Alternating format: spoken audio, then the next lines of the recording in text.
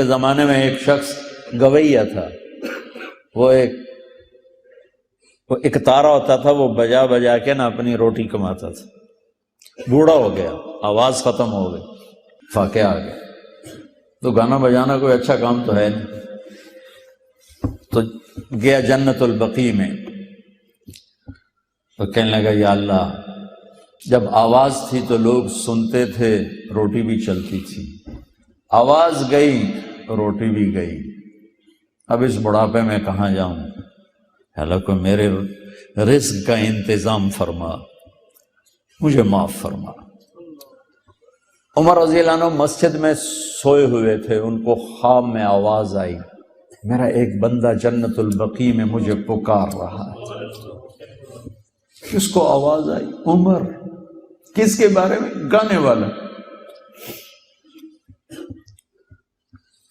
عمر رضی اللہ عنہ ننگے پاؤں دوڑے، ننگے سر، پتہ نہیں کون ابدال بیٹھا ہے وہاں پکارنے والا، جو دوڑے ہوئے اندر آئے تو قدموں کی آہٹ، تو وہ گویے کی نظر پڑی، عمر آ رہے، دو ننگے سر ننگے پاؤں، نے کہا ابھی آج میری خیر نہیں۔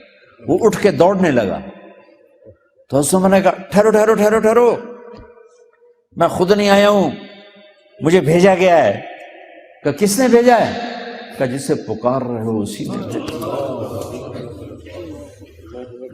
وہ بوڑھا بیٹھ گیا، کہنے لگا واہ میرے رب، ساری زندگی تیری نافرمانی کی، آج تجھے پکارا تو اپنے پیٹ کی خاطر پکارا، اور تو نے اتنا بڑا میرا اعزاز، اتنی بڑی مجھے عزت دی، اے اللہ مجھے معاف کر۔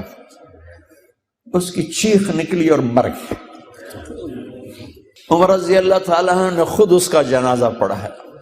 میرے بھائیو، سارے قرآن کا خلاصہ ہے کہ اللہ کو پالو، اور وہ خود ارادہ کر، اوکھا کام تاؤں ہوئے جو ادھی صلاح نہ ہوئے، وہ تو ارادہ کر چکا ہے کہ میں تم سے پیار کرتا ہوں، تو بھی آج توبہ کر لے، ہماری صلح ہو جائے، معافی مانگ لے، سب معاف ہو جائے۔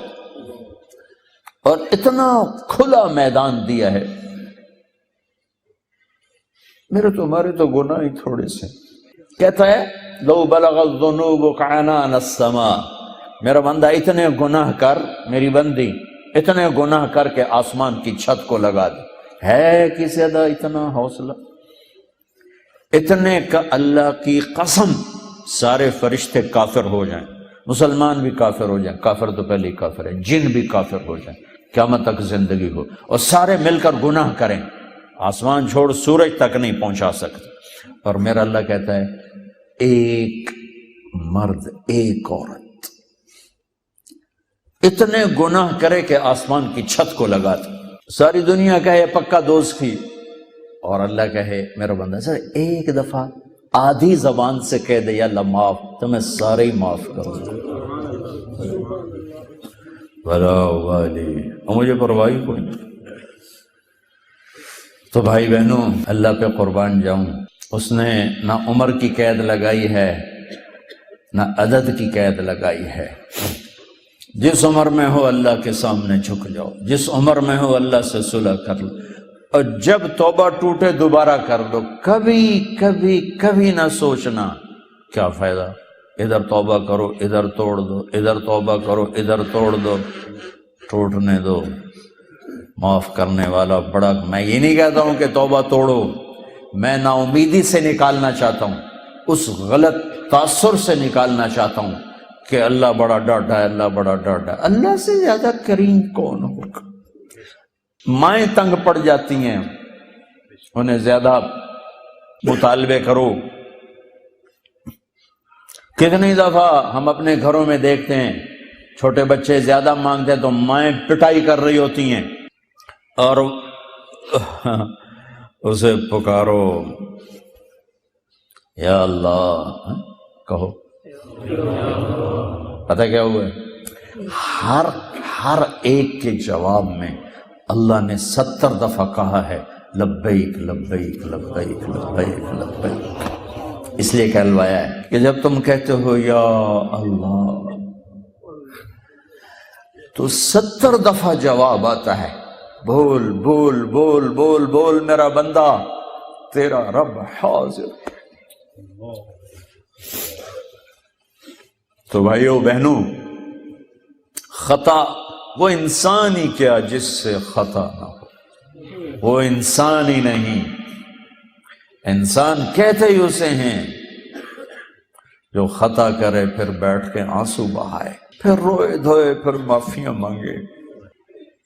تو اللہ سے آج صلح کر، کبھی توبہ ٹوٹ جائے تو پریشان نہ ہونا، پھر کر لینا، پھر معاف ہو جائے گا، پھر ٹوٹ جائے پھر کر لینا، پھر معاف ہو جائے گا۔